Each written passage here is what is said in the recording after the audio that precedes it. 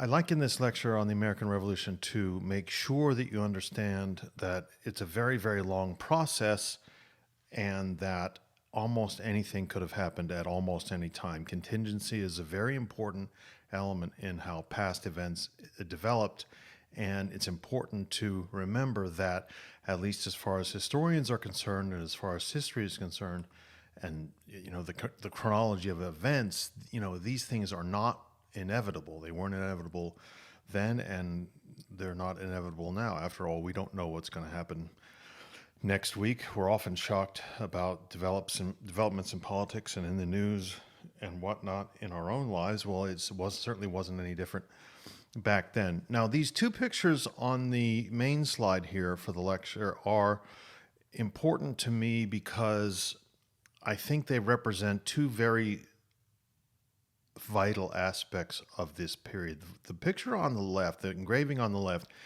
is a lampooning of something called a non-cooperation society or non-cooperation association. This is a picture of patriotic ladies, right?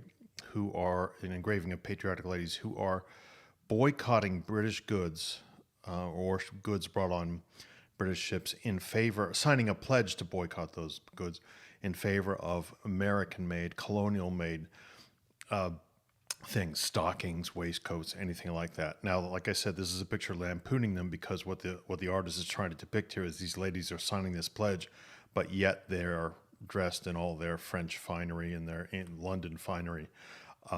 But those non-cooperation associations were extremely important in building up what level of solidarity there was between the colonies in this period, right? You could write an entire book just on the non-cooperation movements. In fact, you could write several books just on the importance of various boycotts in history, something that I talk about a lot in classes. Sometimes they work, sometimes they don't, and the reasons why they work or the reasons why they don't work are fascinating. Now, the engraving on the right is actually by Paul Revere, and that is an engraving of the Boston Massacre, right? And not giving it to do so much to show its necessary accuracy of what happened to the Boston Massacre, but to show you an example of how that news was spread very quickly and the impression given. Okay, very famous print seen by practically everybody. So think of it this way. A dispute over taxation within the British Empire during the 1760s and 1770s escalated over a long period of time into a conflict that gave birth to the new nation, the United States of America. The American Revolution initiated what we historians call the Age of Revolution. It was a period of political upheaval that inspired popular uprisings in Europe, in the Caribbean, in Latin America, and it, of course, forever changed the course of American development. With liberty as the foremost rallying cry, the revolutionary generation defined their struggle not only in terms of political independence, but also the establishment of what Thomas Paine called an asylum of liberty for all mankind. Now, obviously, you can tell that there's a contradiction there because of slavery, but it is vital to understand that what people thought they were doing, what people tried to convince themselves they were doing. The American Revolution broke the political bond with Great Britain and inspired groups within America to claim greater rights, with men without property demanding the vote, women challenging subordination to men, indentured servants fleeing masters, and slaves seizing the opportunity to gain freedom through military service or escape to the British lines. By the time it ended, some realms of American freedom were greatly expanded. Church and state were separated. A lively public sphere for political debate emerged, wherein colonial elites were challenged, and the abolition of slavery was set in motion in northern states. For some, however, independence meant a loss of liberty. The Loyalists, some people we don't study enough, frankly, in this country, were persecuted and forced to leave the country, while Britain's absence removed the last barrier to westward expansion by the American population, resulting in the dispossession of Native Americans east of the Mississippi River. Slaveholders held the presidency for most of the half century after independence, which helped consolidate the institution of slavery in the South. Now, let me give you an example of something that's sort of like a linchpin that helps us understand how things started to change. On the night of August 26, 1765, a violent crowd of Bostonians assaulted the elegant home of Massachusetts Governor and Chief Justice Thomas Hutchinson. Hutchinson and his family escaped moments before the attack, but the crowd destroyed or carried off most of their prized possessions and left only the outer walls of the home standing. The immediate cause of the riot was the recently enacted Stamp Act, which we'll get to in a minute, which caused the colonists to feel that their liberty had been violated. Critics of the act spread the rumor that Hutchinson had encouraged its passage, which frankly wasn't true. Privately, he had opposed it. And only days before, he had helped disperse a crowd attacking the property of his relative, Andrew Oliver, who had been appointed to administer the new Stamp Act. Ebenezer McIntosh, leader of both crowds, was arrested after the destruction of Hutchinson's home, but released after the Loyal Nine, Loyalnine, a group of merchants and craftsmen opposed to the Stamp Act, intervened. They hadn't intended for violence to escalate that far and promised to keep further resistance peaceful. Nonetheless, the riot convinced Hutchinson that, quote, there must be an abridgment of what are called English liberties, end quote, for effective British rule in America. Although it was doubted whether colonists would accept, such an abridgment. And the riot was only an episode in a half century of popular protest and political upheaval in an era that has been labeled the Age of Revolution, and that began in British North America, as I said, spread to Europe, the Caribbean, and eventually culminated in Latin American wars for independence. Again, I can't stress this enough. The term liberty emerged as the foremost rallying cry for popular discontent, and rarely has it played so central a role in political debate and social upheaval. So what I'm saying here is that the attack on Hutchinson's home demonstrated the depths of feeling aroused by Britain's efforts to impose greater control over its empire. But it also showed the dynamism of the revolutionary process. The crowd's resentment of wealth and power was, really quite different from the colonial leaders' objections to taxation. And the stamp crisis inaugurated both a struggle for American liberty in relation to Great Britain and for its extension within the colonies. This is a French engraving showing, we're jumping ahead of here chronologically, but I kind of want to show you why these engravings are so important. This is a French engraving depicts New Yorkers tearing down the statue of King George III in July 1776 after the approval of the Declaration of Independence. Now, you may not be able to see as clearly as I'd like you to, but if you can zoom in, you can see that slaves are doing all the work while white people look on. Okay? And the statue was later melted down to make bullets for the Continental Army, which I've always thought is one of the greatest sort of symbolic and effective propaganda efforts for the Continental Army. You could tell your soldiers that some of the bullets they were using came directly from a statue from King George. And you can imagine that the soldiers really, really loved that, the rebel soldiers. Okay, so here's what I want to talk about.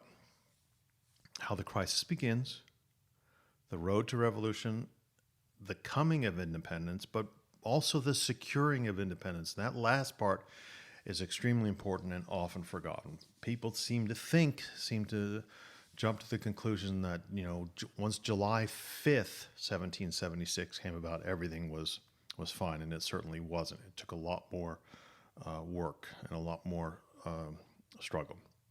Okay, now you remember last week, 2 weeks before, we talked about the 7 Years' War. This is the sort of jumping off point for the beginning of the revolution. The experience and costs of the 7 Years' War led Britain, where King George had assumed the throne, by the way, in 1760, to consolidate its growing empire and make the colonists share in its cost. No one on either side of the Atlantic expected 2 decades later it would bring about the separation of American colonies from the mother country. The 7 Years' War highlighted to rulers in London the importance of the empire to Britain's well-being and status as a great power. They now believed that regulations were needed to protect the continuation of British prosperity in the colonies. Prior to 1763, Parliament occasionally passed measures to regulate the direction of the colonial economy, and colonists, frequently ignored these laws. As I've said before, they had sort of learned to stand on their own 2 feet over a long period of time. And regarding internal affairs of the colonies, the British government seemed to be uninterested. But the Board of Trade, again, that's sort of like the Treasury Department and the stock exchange and all kinds of other stuff all rolled into one for the British government, began a more hands-on approach in the late 1740s. It demanded that colonial lawmakers heed royal instructions, but frankly, the 7 Years' War, and ironically, the 7 Years' War sort of dampened that trend. Now, during the 7 Years' War, the British had treated colonists as equals, recognizing their contributions to winning the conflict. After the war, in the mid-1760s, the British sort of returned to viewing colonists as subordinates whose role was to enrich the mother country. Without precedent, British rulers sought imperial reforms to make administration of the American colonies more efficient and systematic, and to raise funds to help pay for the war, which, by the way, had cost Britain far more than its colonies, and also to raise funds to continue the financial support and defense of the empire.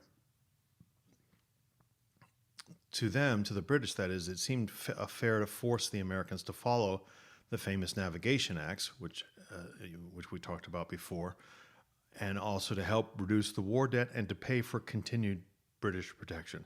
Millions of Britons had no representatives in Parliament, but according to the theory of virtual representation, I'm going to show you a cartoon about that in a minute, these Britons were constituents to each member of Parliament, and each of whose duty was to represent the whole empire, not simply his district.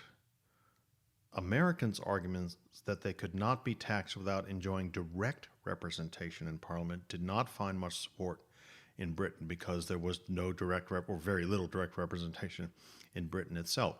In the early 1760s, British efforts to combat smuggling by issuing general search warrants called writs of assistance, and the proclamation of 1763 barring further settlement west of the Appalachian Mountains alarmed many colonists.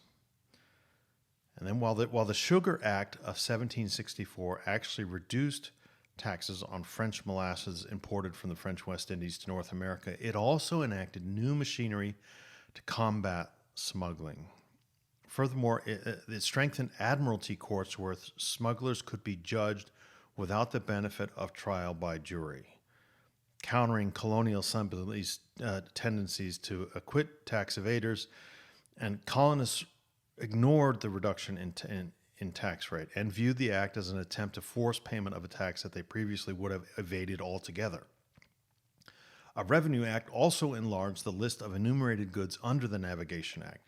Together, these measures, you see, threatened colonist profits and seemed likely to exacerbate an already serious economic downturn after the end of the 7 Years' War. The culmination, really, or the real biggie, was the Stamp Act of 1765, and it represented a departure in imperial regulation and a direct tax on the colonies rather than a tax on trade. It required all printed materials to carry a stamp purchased from authorities. Now, when I say all printed materials, I mean all printed materials, not only stationery and writing paper and newspapers and things like that, but even down to the level of playing cards. Okay, the purpose was to raise revenue without consultation of colonial assemblies. Previous acts had offended only segments of the colonial population, but the Stamp Act offended a much broader portion of the population, especially those in the public sphere who relied on printed materials and followed political affairs. Newspaper publishers, people who were in the chattering classes anyway, were affected by the Stamp Act, so they're going to complain about it a lot more, and it's that those complaints are going to get a lot of attention. Additionally, the prospect of a standing British army in the colonies really alarmed the colonists. The Stamp Act directly challenged colonial elites who controlled revenue and its expenditure through colonial assemblies, and these elites defended their authority in the name of liberty, right? And the standing army was there in order to help do that, and this seemed very oppressive to other colonists. Now, the opposition to all this was the first great drama of the Revolutionary period.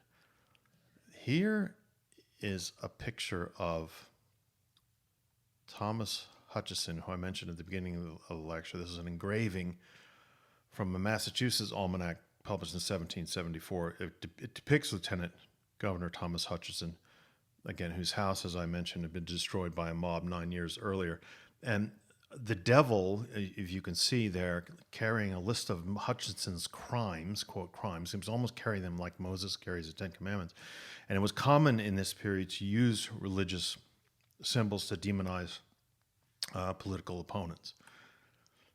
And here is a cartoon, an engraving of critiquing virtual representation. And virtual representation was an extremely important concept in this period, and in fact is a concept now, and I'll explain that in a second. But according to the doctrine of virtual representation, the House of Commons represented all residents of the British Empire, whether or not they could vote, whether or not they could vote for their own members who represented them. This is a 1775 cartoon criticizing the idea. What you have on the far right is Britannia, the female symbol of Britain, who has a blindfold on her, and she's stumbling into a pit. And next to her, two colonists complain about being robbed by British taxation. Okay, and in the background, according to the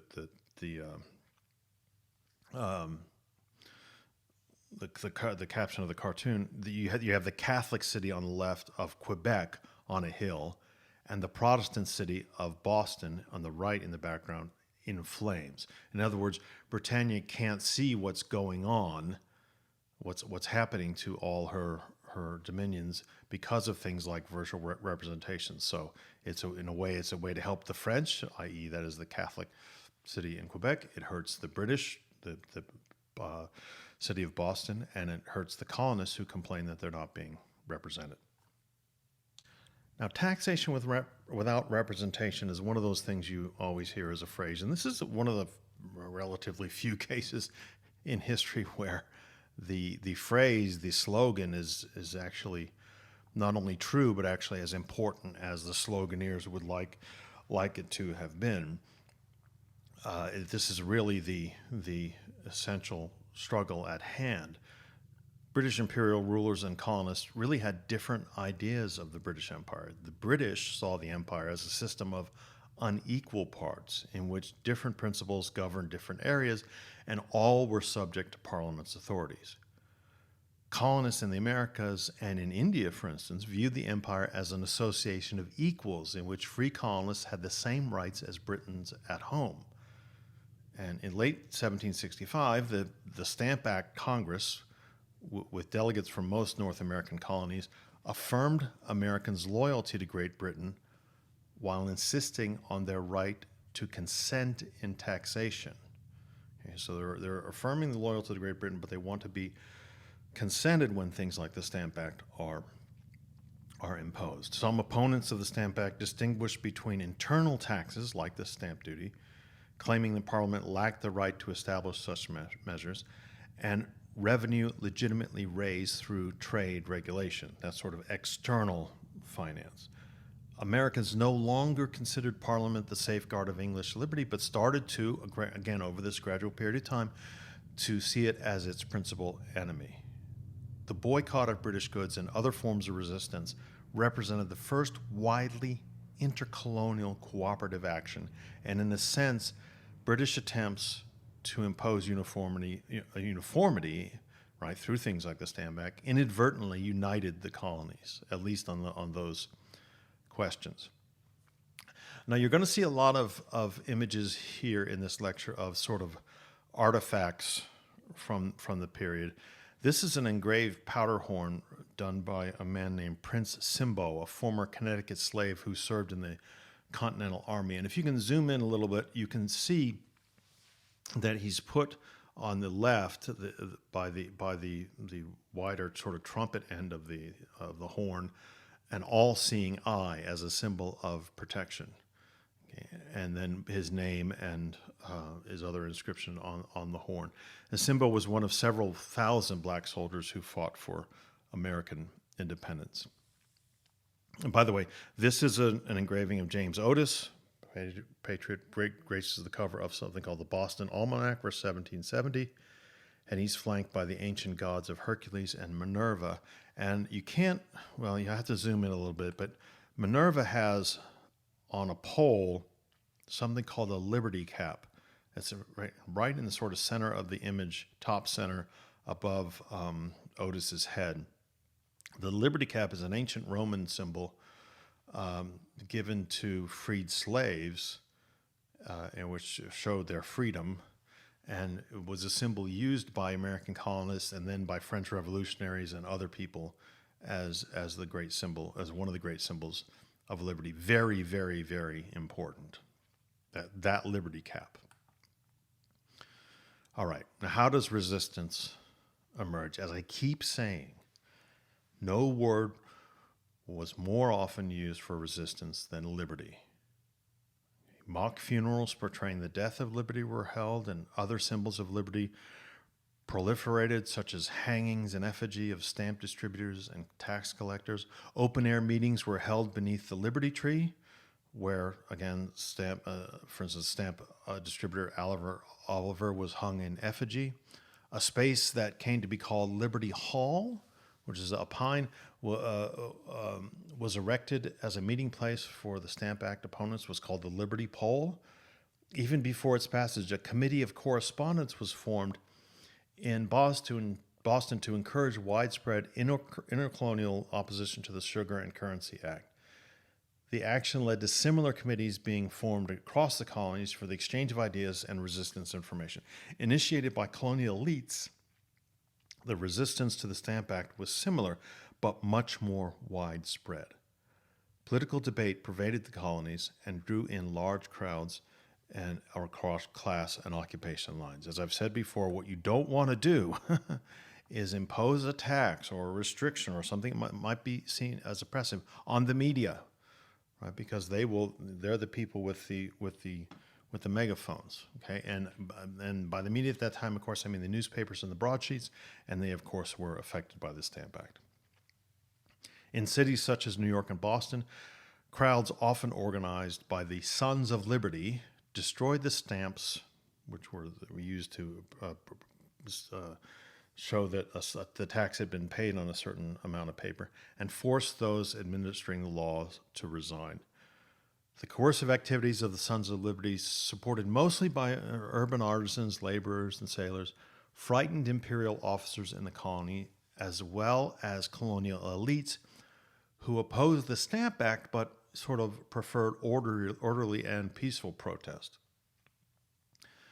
Though the Americans' resistance, along with pressure from London merchants and manufacturers afraid of losing their markets through that resistance, this led Parliament to repeal the Stamp Act in 1766. But then Parliament simultaneously passed the Declaratory Act, which affirmed that Parliament had the authority to pass laws in the future that affected the colonies, including new taxes. So they're taking away the Stamp Act with one thing, but passing another act, the Declaratory Act, that says, look, we are still in charge, and certainly in principle, and by the fact that in what you're going to see in the next few years, they show that in fact.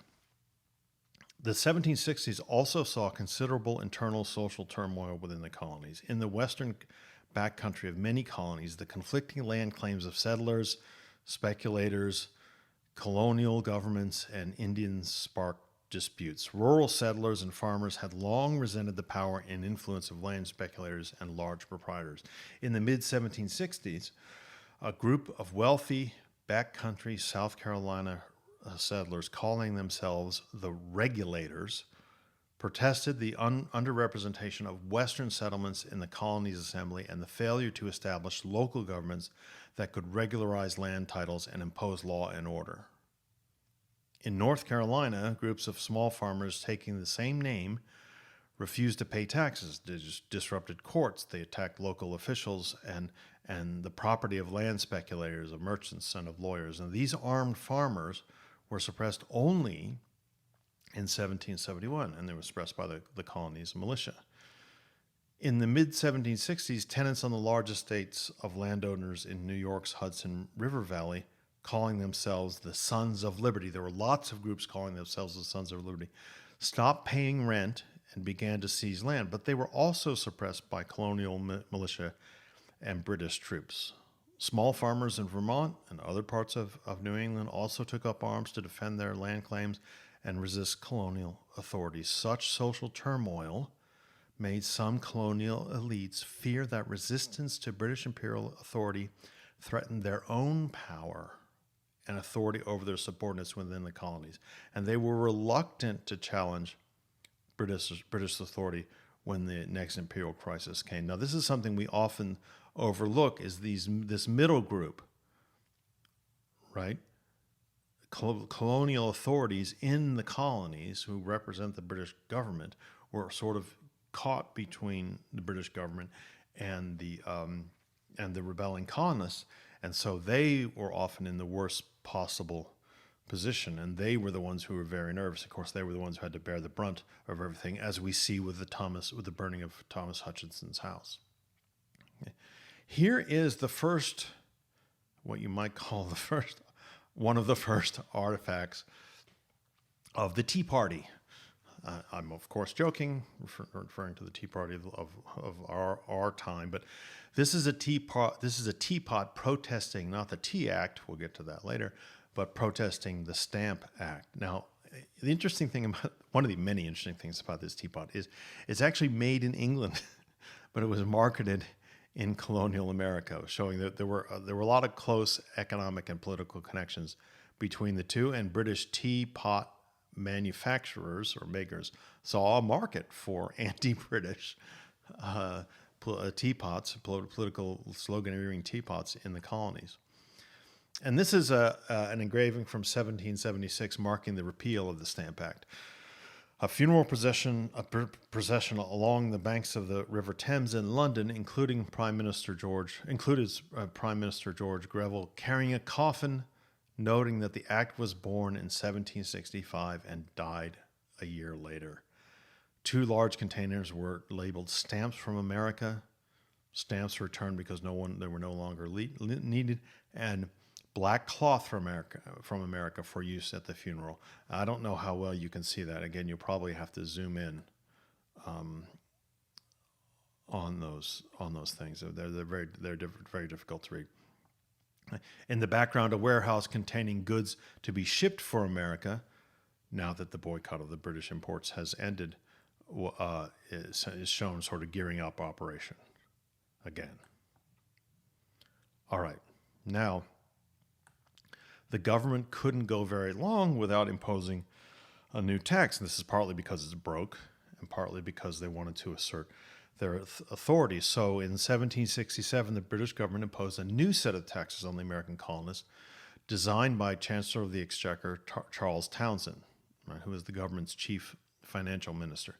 Taking at their word American statements that they did not object to taxes on trade, the Townshend Acts taxed goods imported into the colonies and established a new board of customs commissioners to collect the taxes, to suppress smuggling, and to raise funds to free judges and governors from their financial dependence on colonial assemblies. Okay? Judges and colonial governors had been paid by colonial assemblies, and this was an attempt to break that connection. Although American merchants opposed the duties, the colonial opposition developed more slowly compared to the response to the Stamp Act. The Townshend crisis led John Dickinson to write Letters from a Farmer in Pennsylvania. This is one of the most important statements of the American stance. It argued for reconciliation with the mother countries if the colonists were granted the traditional rights of English people. The publication demonstrated that Enlightenment ideals were familiar to colonists, while also showing that American leaders felt that political debate should be held among the educated elite. A colonial boycott on imported British goods developed in Boston and spread to the southern colonies, where many southern planters hoped to use the boycott to reduce their debt to British merchants. Boycotters celebrated the virtue of American resistance and denigrated the luxury of British society, producing their own homespun clothing, for instance. And although urban artisans welcomed an end to the competition from British imports and strongly supported what was called non-importation, urban merchants were at first reluctant to honor the boycott, and in some cities, extra-legal committees and crowds attempted to enforce it. I can't stress enough how important those boycotts, the non-cooperation associations, the non-cooperation committees, were in developing not only opposition to British rule, but that what I mentioned before, that the feeling of solidarity between the colonies is practically the only thing they had in common between New York and New England all the way in the north and Georgia all the way in the south. Now, how does all this escalate? Well, Boston was the center of resistance. Royal British troops have been stationed there since the 1768 riot against British attempts to enforce trade regulations, and the unpopular troops had been competing for jobs on the waterfront with the city's laborers. On March 5th, 1770, a fight between Bostonians and British soldiers escalated into an armed confrontation, which we know as the Boston Massacre. This left 5 Bostonians dead. One of the casualties was Crispus Attucks, a sailor of mixed Indian, African, and white ancestry who later became known as the first martyr of the American Revolution. The commander and 8 soldiers were put to trial and were defended by John Adams, right?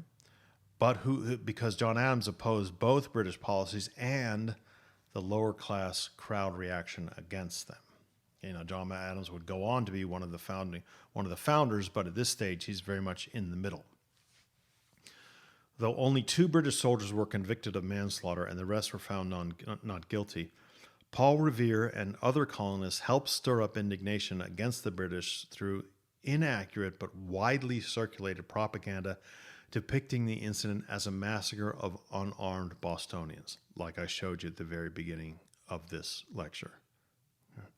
Non-importation, again, the boycotting, temporarily cut British imports by a third, and although the boycott on the Townsend duties faltered by 1770, British merchants' fears of future trade disruptions led to the repeal of the Townsend duties, except for the tax on tea.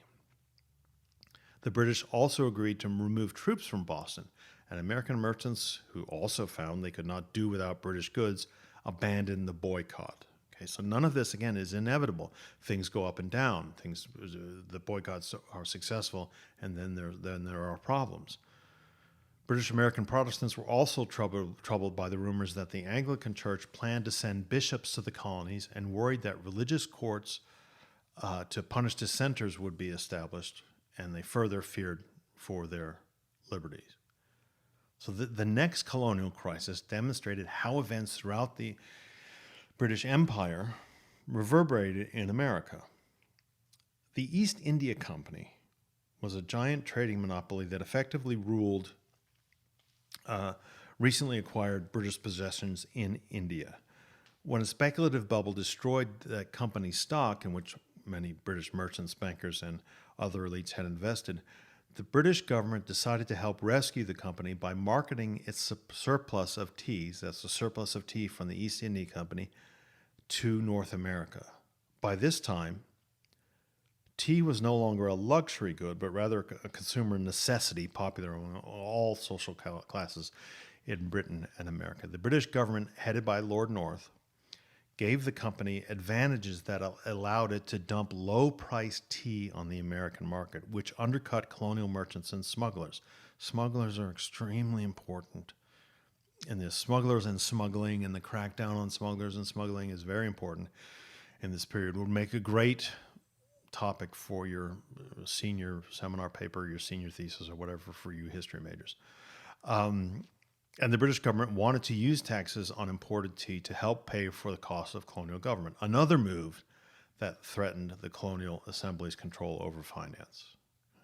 Although the tea tax wasn't new, many colonists argued that a tax on a large new body of tea imports would acknowledge Britain's right to tax the colonies on almost anything. So mounting opposition culminated in what later became known as the Boston Tea Party. Some colonists, disguised as Native Americans, dumped tea from British ships into Boston Harbor, and causing an enormous loss to the East India Tea Company's revenue.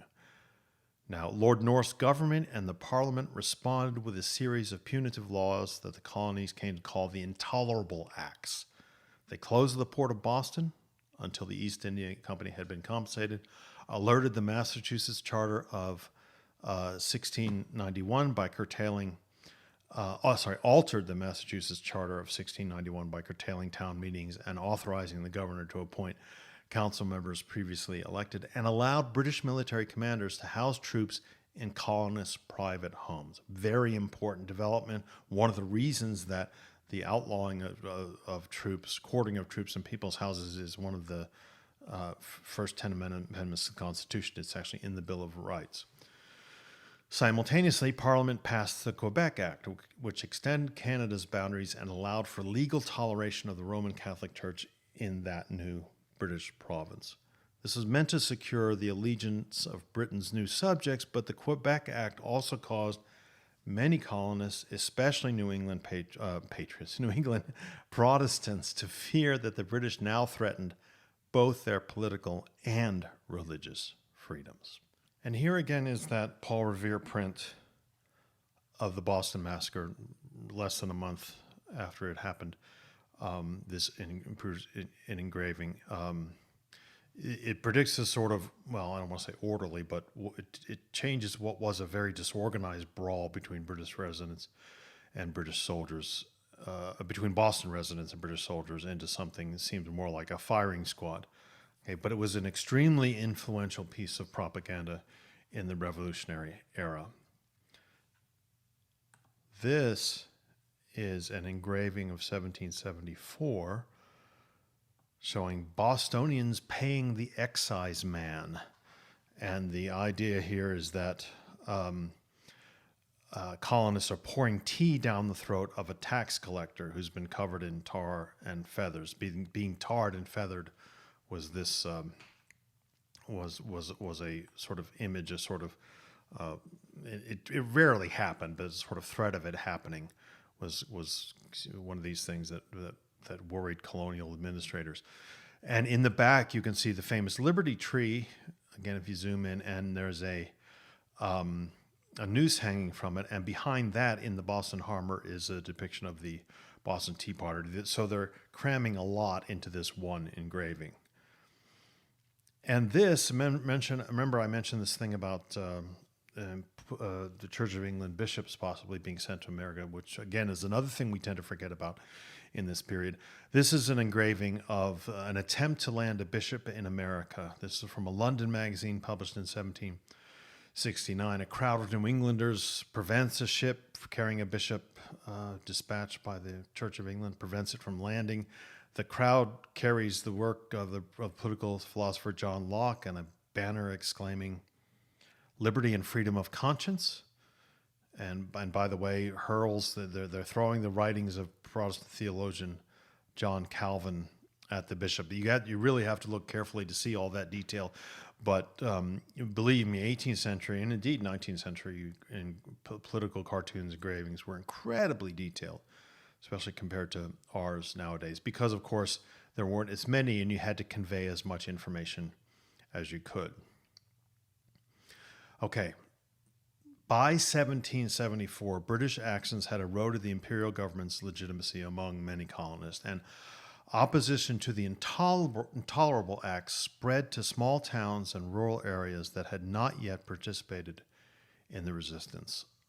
Now, while colonists, particularly in New England, intimidated, harassed, and sometimes assaulted British officials, and colonists who supported British policies, by the way, in September, a convention of delegates from across Massachusetts issued the Suffolk Resolves, which urged Americans to refuse to obey the new laws, withhold taxes, and prepare for war. To coordinate resistance to the acts that month, a Continental Congress also met in Philadelphia. It was composed of political leaders from all colonies except Georgia, and it included men such as John Adams, and by the way, his more radical cousin Samuel Adams from Massachusetts, and from Virginia, George Washington and Patrick Henry, and the famous "Give Me Liberty or Give Me Death" speech for Patrick Henry was given at this Continental Congress. Now, it's very unclear what Patrick Henry actually said, but it's been condensed as and sort of reinvented as "Give Me Liberty or Give Me Death," and that was the propaganda that went out. Now, the Congress adjourned in October 1774 after it agreed to meet the following May if its demands were not met. It endorsed the Suffolk Resolves and formed the Continental Association to halt virtually all trade with Great Britain and West Indies. Again, this is sort of the culmination of the non-cooperation associations. Right? This economic boycotting and everything, a very, very big deal. If you ever want to tire the sound of my voice, buy me a beer and ask me about boycotts in history and whether or not they're effective. The Congress, through the association, authorized local committees of safety to enforce its policies and act against enemies of liberty, including fellow colonists, who violated the boycott or used it as an opportunity to raise prices. This was the beginning of a process that transferred effective political power from the colonial governments, again, whose authorities were derived from Great Britain, to extra-legal bodies reflecting the popular will. The Continental Congress technically is an extra-legal body. By early 1775, thousands of men, many of whom were without property and who had never been really part of the political nation or the chattering classes, were serving on these committees, and those committees became laboratories for self-government and soon for revolution.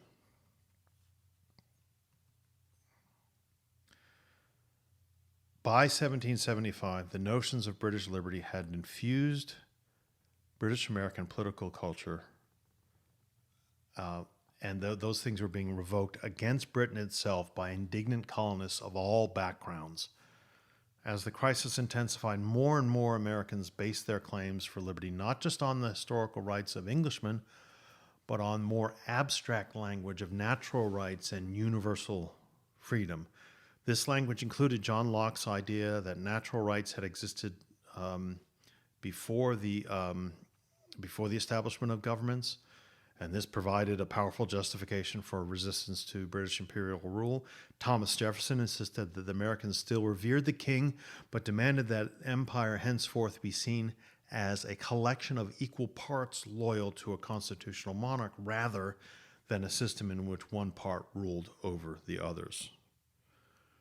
When the Second Continental Congress met in May 1775, war had already begun between British soldiers and armed Massachusetts citizens. The previous month, British forces marching to Concord to seize arms in that town were met in Lexington by militiamen who tried to resist their advance. In Concord, the British were routed, and after retreating to Boston, scores of militiamen and British troops were killed or wounded. Now, these skirmishes initiated the American War of Independence and inspired colonists in New England and elsewhere to take up arms. New England militias laid siege to Boston, and after failed British attempts to break the siege and the arrival of cannon seized from the British by American militias at Fort Ticonderoga, the British abandoned the city. The Second Continental Congress soon authorized the raising of an army and the printing of money to pay for it, and appointed George Washington as its commander. Britain responded by declaring the colonies to be in a state of rebellion, and it closed all colonial ports and dispatched thousands of troops. Now, one of the things I like to mention in lectures is, how we as Americans, we tend to fixate, and all cultures do this, they tend to fixate on certain dates as the start of something. And July 4th, 1776 is seen as the beginning of America. But you could argue just as effectively that May 1775, this outbreak of armed resistance against the British soldiers, was really the start of or May 1775, the Second Continental Congress, and in fact April 1775, which is when Lexington and Concord happened, as the beginning. We could have our Independence Day in April every year, but it's one of those things that just it depends on how people interpret things. Despite the war's outbreak, many colonists were reluctant to embrace independence from Great Britain. Many were still proud of British political institutions and culture and the power and glory of the British Empire, and more than a few political leaders worried that the rebellion might cause internal social conflict, particularly between elites and the disenfranchised and less wealthy Americans. Leaders in Massachusetts and Virginia, incensed by the intolerable acts and confident of their ability to retain authority in those colonies, supported independence, as did many Southern leaders who guarded their political liberties and were enraged by British proclamation in Virginia in late 1775, offering freedom to escaped slaves who enlisted in the Royal Army. In New York and Pennsylvania, consensus was a lot more difficult to establish. New York is a famously loyalist colony. Opposition to British policies had animated small farmers and urban artisans, whose calls for a greater voice in political life prompted many leaders to hesitate for a call for independence. Some people living in these colonies urged for compromise and predicted that war would unleash fighting among the colonies and between the colonies, particularly those that were more loyal, like New York and Pennsylvania, and those that were less. This is an engraving of the Battle of Concord, right, 1775, engraving by a man named Amos Doolittle, who was a New Haven silversmith. Under musket fire from colonials, the British retreat across Concord's North Bridge. And by the way, Ralph Waldo Emerson, in his poem The Concord Hymn, which is 60 years later, 1837, immortalized the moment in this way, quote, "By the rude bridge that arched the flood, their flag to April's breeze unfurled, and hence once the embattled farmer stood, and fired the shot heard round the world." That's where that phrase comes, the shot heard round the world, not from the 18th century, but from 1837. Okay. Now, again, another one of these powder horns. I like powder horns as an example of important artifacts from the American Revolutionary period, because, of course, they are what people used to fill their muskets. And often they didn't just fill their muskets with them; they engraved stuff on them.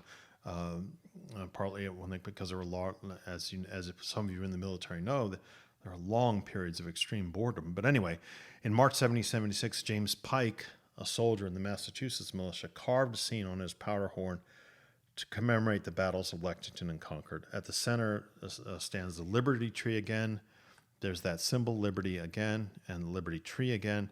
And you can see this, if you zoom in, the regulars on the left are the British, and the provincials on the right are the colonists. Okay, that's another thing we need to remember. When the famous Paul Revere ride, which is mythologized in American history, says the British are coming. The British are coming. It's not what there were a lot of those riders in that period. That's not what they said. They said the regulars are coming out. That was the phrase that was used. That's the term that was used for the British military. Now, it's important here to stop for a minute and talk about this sort of intellectual, political science-y, political philosophy-y stuff that's important in this period, because not only is there this active rebellion, there's this ideological rebellion, ideological attempt to try to understand and explain what these new freedoms mean. And Perhaps the most important of these philosophers and intellectuals was Thomas Paine.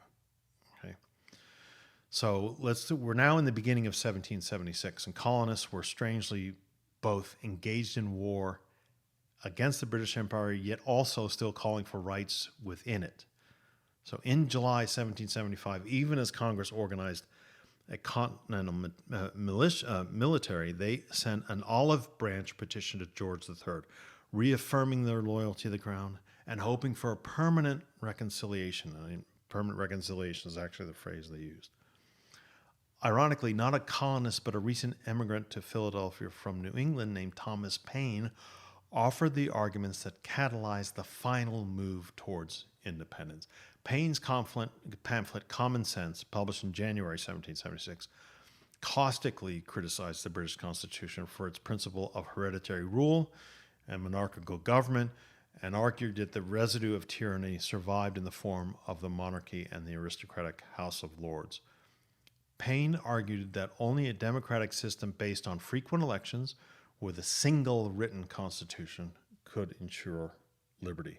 Most important, Paine argued that America's future prospects within the British Empire were limited. Once America was free of the Navigation Acts and trading freely with the rest of the world, its prosperity would be assured. Free from Great Britain, the colonies would also not be entangled in its wars with other European nations, thus British wars with France and Spain and other places, against which the colonists had never really had grievances, those countries, that is. Paine argued that the colonists' membership in the British Empire was more burdensome than beneficial, and he ended the pamphlet by assuring his readers that American independence was linked with the freedom of people everywhere, and argued that the new nation would become a haven for freedom and, a quote I've used before, an asylum for mankind. Okay? An asylum of liberty for mankind is another phrase that he also used.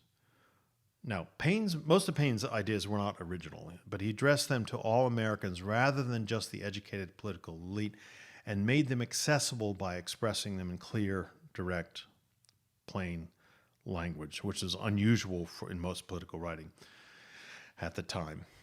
Common Sense quickly became one of the most successful and influential pamphlets in the history of political writing. The intensification of the war, combined with Paine's appeal for independence, sparked more calls for independence in many American communities.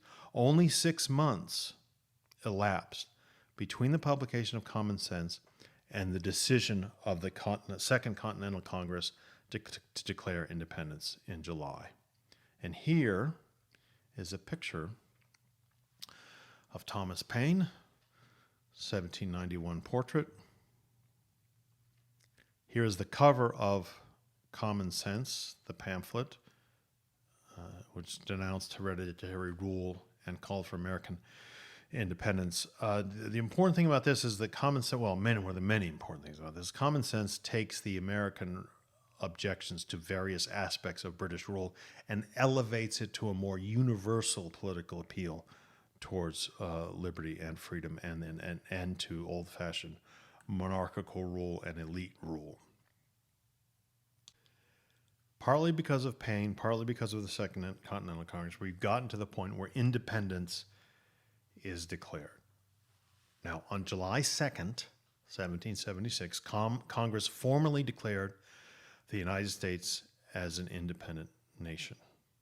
And 2 days later, it adopted the Declaration of Independence, of course, as you know, authored by Thomas Jefferson and revised by Congress before its approval. Now, most of the Declaration was a long list of grievances directed against King George, protesting recent policies that threatened to impose on the colonists, quote, absolute tyranny, end quote, although a clause condemning the slave trade and criticizing the king for overturning laws limiting slave importation was eliminated after protests from delegates and from Georgia and South Carolina.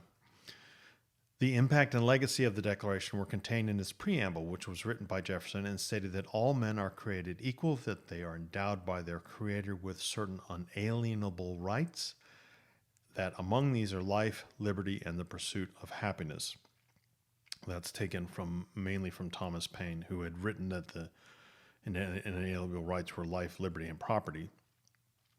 Jefferson justified independence by arguing that government derives its power from, quote, the consent of the governed, and that when, end quote, and that when it threatens its subject natural rights, the people have the authority, quote, to alter and abolish it, end quote. The Declaration ultimately asserts the right of revolution. Now, the Declaration of Independence forever altered the meaning of American freedom. It completed the transformation of the object of American independence from the rights of Englishmen to the rights of humankind. It would have been referred to at that time as the rights of all mankind.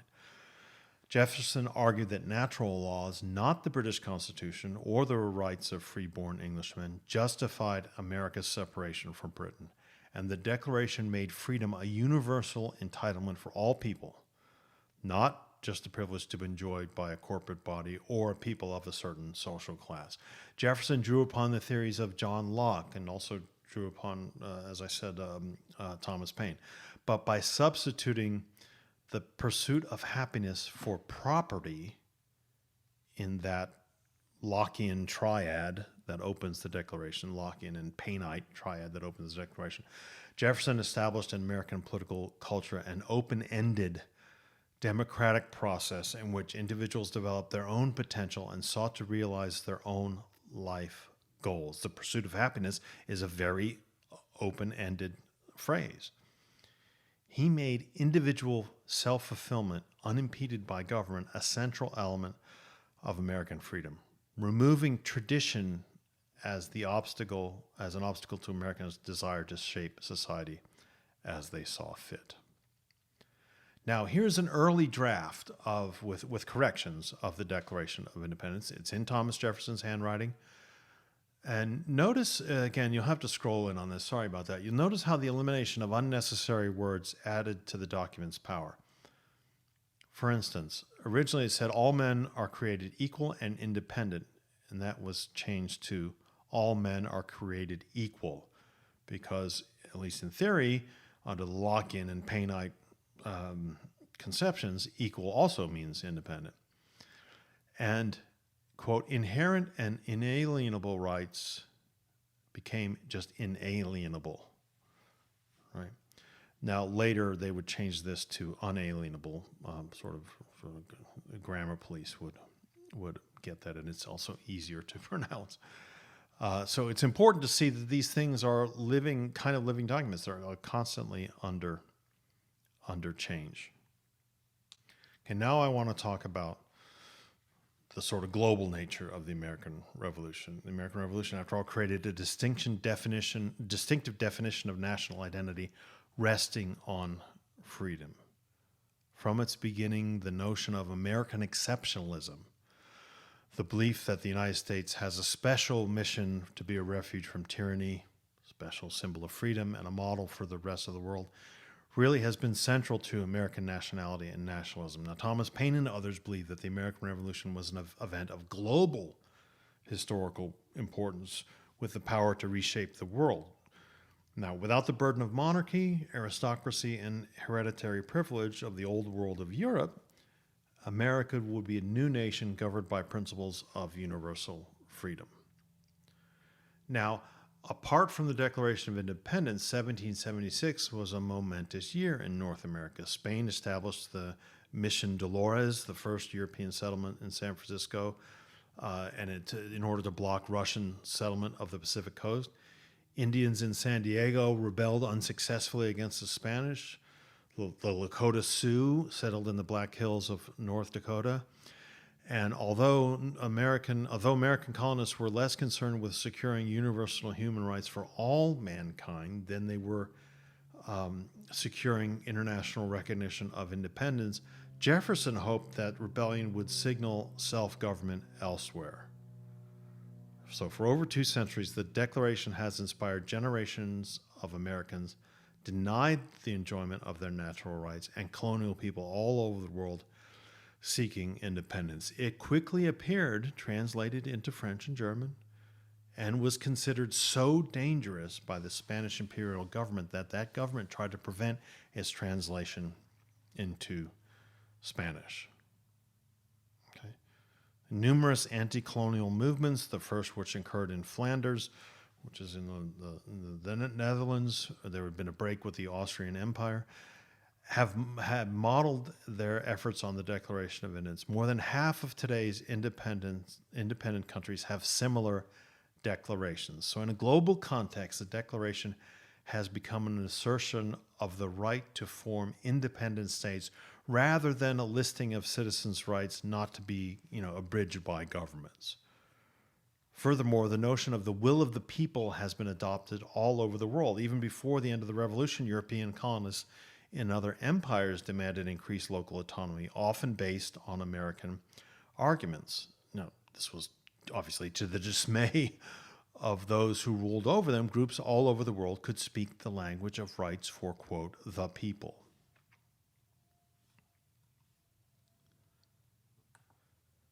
This is an engraving of America as a symbol of liberty, 1775 engraving, from the cover of the Pennsylvania Magazine, edited by our friend Thomas Paine soon after his arrival in America. The shield displays the colony's coat of arms. The figure holding a liberty cap, again, there's that liberty cap that's so important, is surrounded by weaponry of patriotic struggle, including a cartridge box marked liberty hanging from a liberty tree. This is another cartoon, another engraving, right, called Take Your Choice, much more sort of political sciencey engraving. Inspired by the American Revolution, the British reformer John Cartwright published an appeal for the annual election of Parliament as an essential liberty in Britain itself. And in his publication, he included an engraving contrasting the principles of reform on the left with despotism on the right. Okay, now actually fighting for independence. For Americans, the challenge to obtaining real independence, as opposed to just declaring it, that challenge was enormous. And Britain, which saw the colonists as rebellious traitors, was determined to crush them. The new American army faced the greatest military power in the world, with a well-trained, professional, disciplined army, augmented by hired soldiers from German states such as Hesse, the world's most powerful navy, and experienced military commanders. The Americans had local militias and a poorly equipped continental army, many of whom were undisciplined, and the Americans had no navy to speak of, although it did charter privateers, which were private ships allowed by Congress to attack British naval and commercial ships. Yet many Americans had some military experience, particularly those who'd fought in the 7 Years' War, or had militia training. So Americans were fighting on their own soil, right, with some training for a revolutionary cause that inspired sacrifice and devotion. Fighting on your own soil is a big element in the sort of stick-to-itiveness of the colonists who stayed in the militia and the military. Some of them a lot of them deserted, but a lot of them also stayed. During the war's 8 years, some 200,000 men served in the Continental Army as volunteers or in the militia, where service was required of every able-bodied man. By the war's end, 1 in 20 of the free white male population in the colonies between the ages of 16 and 45 had died, the equivalent of nearly 3 million deaths in today's population. But the hope for independence survived as long as an American army existed. The British learned that despite their power, the conquest of 13 colonies was an enormous and expensive endeavor, which might require higher taxations that Britons in the mother country would resent. Now, the British made a series of mistakes, misjudging the degree of support among independence among Americans and the capacity of American citizen soldiers. European rivals, especially France, welcomed British defeat and could equalize the balance of power and the balance of forces in the struggle if they supported America, which of course the French obviously do. Now here is a cartoon, an engraving of the Yankee Doodle entrenchments near Boston. This is a 1776 cartoon, British cartoon, depicting the American revolutionaries as unimposing citizen soldiers egged on, according to the accompanying text, by a thieving commander and a reckless Puritan minister. The British sort of greatly underestimated America's fighting abilities during the War of Independence, and one British member of Parliament in 1775 claimed that colonists were neither soldiers nor could they be made so, end quote, and that they were naturally cowards and they were, quote, incapable of any sort of order and discipline. It's important to remember that they were African American soldiers in the war. Now, at first, George Washington wouldn't accept black recruits into the Continental Army. He reversed this policy after a British proclamation offering freedom to Virginia slaves who escaped and served in the British military. Around 5,000 blacks enlisted in the American Army and militia, some of whom were slaves, and promised freedom if they served as substitutes for their master or for their master's son. Blacks fighting under George Washington served in racially integrated units, and the last black American to do so in regular this was the last black Americans to do so in regular units until the Korean War, right? Except in South Carolina and Georgia, the southern colonies also enrolled free blacks and slaves to fight. While these colonies did not explicitly promise their slaves freedom, many received it individually once the war concluded, at which time Virginia emancipated slaves who had served in the American Army, but many hundreds of blacks, particularly slaves, found freedom and opportunity by enlisting in the British military. Even 17 of George Washington's slaves fled to British lines and joined the fight against American colonists. Here is a watercolor by a French officer showing American foot soldiers in the Yorktown campaign. This is in 1781, and it includes a black soldier from the 1st Rhode Island Regiment, which was an all-black unit of 250 men. Here is British ships landing sailors on the New Jersey side of the Hudson River near New York City in November 1776. They quickly scaled the Palisades and began pursuing George Washington's retreating army. Okay, the early war. Essentially, the sluggish prosecution of the war by British commanders and Washington's determination to avoid direct confrontation in order to buy time to gain international support and prevent the destruction of the American army made for an inconclusive beginning to the war. This is perhaps considered Washington's great genius. Now, it might have gone the other way, but it didn't. And he, by the sort of tactical retreats, by avoiding this direct confrontation, he was able to eventually secure enough time.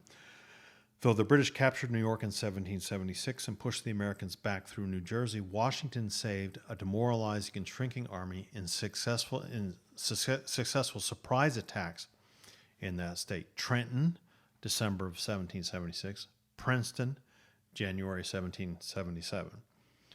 In October 1777, a second British army, advancing south from Canada into New York to isolate New England from the rest of the colonies, was surrounded, defeated, and forced to surrender at Saratoga.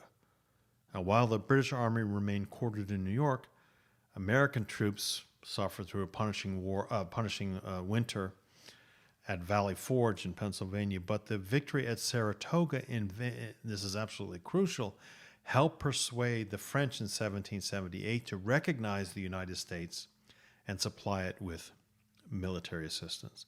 Spain soon joined on the American side as well. We tend to forget the Spanish alliance.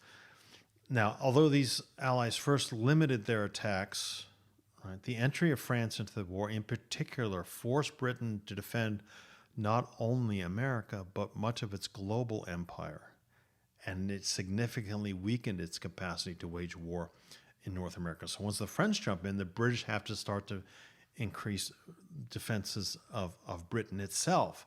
And this made it much more difficult to ship more soldiers and more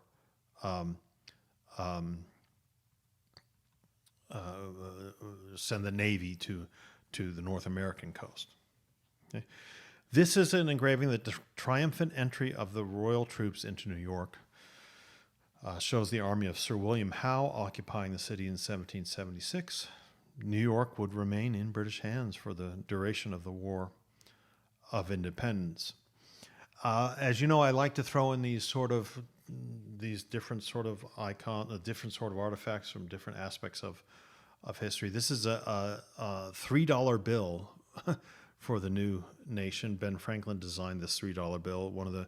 Ben Franklin was probably the world's greatest insomniac. He never stopped working, and he would endlessly come up with ideas. And he designed this $3 bill. It depicts an eagle fighting a crane with a Latin motto, meaning the outcome is in doubt, meaning we need to raise money.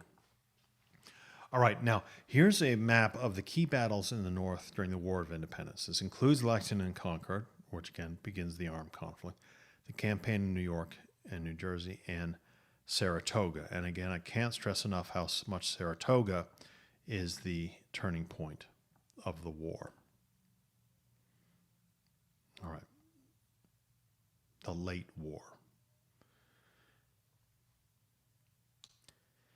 In the Trans-Appalachian West, the war took on the character of a borderlands conflict as much as a struggle for independence.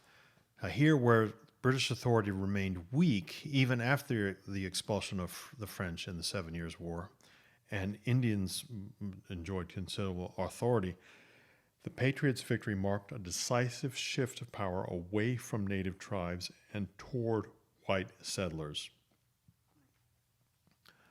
Despite the proclamation of 1763, colonists had continued to move westward, leading Indian tribes to complain of intrusions on their land. Many Patriot leaders, including George Washington, Patrick Henry, and Thomas Jefferson, were themselves personally deeply involved in Western land speculation. After all, you know that George Washington had been tramping around our area of the country doing surveying and all kinds of other stuff. About 200,000 Native Americans lived east of the Mississippi River in 1790. Like white Americans, Indians divided in allegiance during the War of Independence. Indians chose the side they felt would advance their own liberty. Many Native American tribes tried to maintain neutrality, only to see themselves break into pro-American and pro-British factions. In the war that raged through the western frontier, savagery was not confined to either combatant. The destruction of the middle ground would not be completed until after the War of 1812, but it received a major impetus from American independence. In 1778, the center of the war moved to the southern colonies, where the British hoped to take advantage of social tensions between frontier farmers and wealthy planters. They hoped to enlist many loyalists in the region. They hoped to disrupt the economy by encouraging slaves to escape. By 1780, British forces had occupied Savannah, Georgia, Charleston, South Carolina, and seemed to control much of the South. This year was perhaps the lowest point of the war for the Americans. Congress was essentially bankrupt, and the army was without pay for several months. And there were several mutinies in the army because of this. More and more loyalists were flocking to British lines, along with tens of thousands of slaves. But irregular warfare launched by colonial militias in the South and a brutal civil war in much of North and South Carolina and Georgia between Patriot and Loyalist militias, with both sides committing atrocities and destroying property, failed to crush the rebellion in the South. Furthermore, brutal treatment of civilians by forces under Colonel Tarleton persuaded more Americans to join the Patriot cause. Finally, in 1781, defeats and costly campaigns weakened the British forces that were in the South who were commanded by Lord Cornwallis, who moved his army to Yorktown, which is located on the Virginia Peninsula. Washington rushed his forces there and with French troops laid a siege which, when supported by the French naval blockade, okay, so Cornwallis is sort of trapped, it forced him to surrender his army there in October 1781. Imperial rivalry among Europe's great colonial powers had helped create the American colonies, and now it secured their independence as a new nation.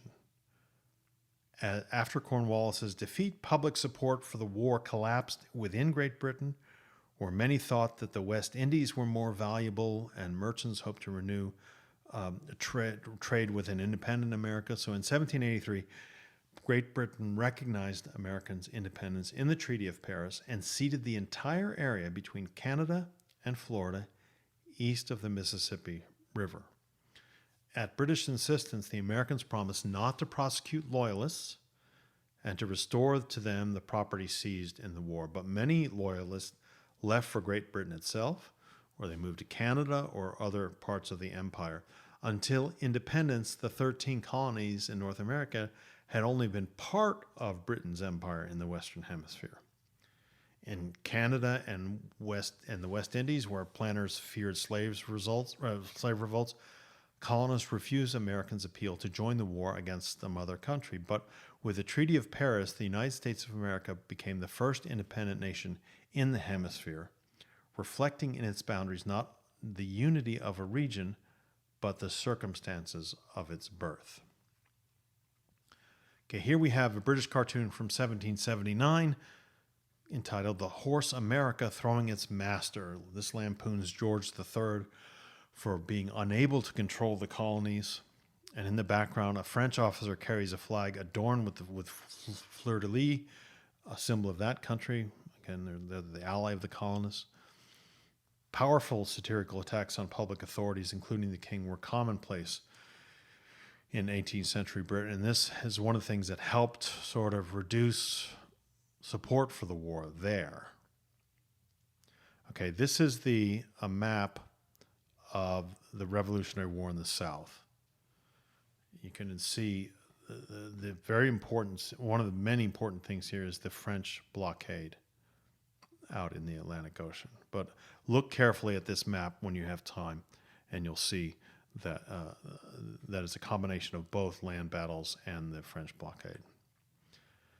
Here is a 1781 engraving showing the surrender of Cornwallis at Yorktown, which ended the War of Independence.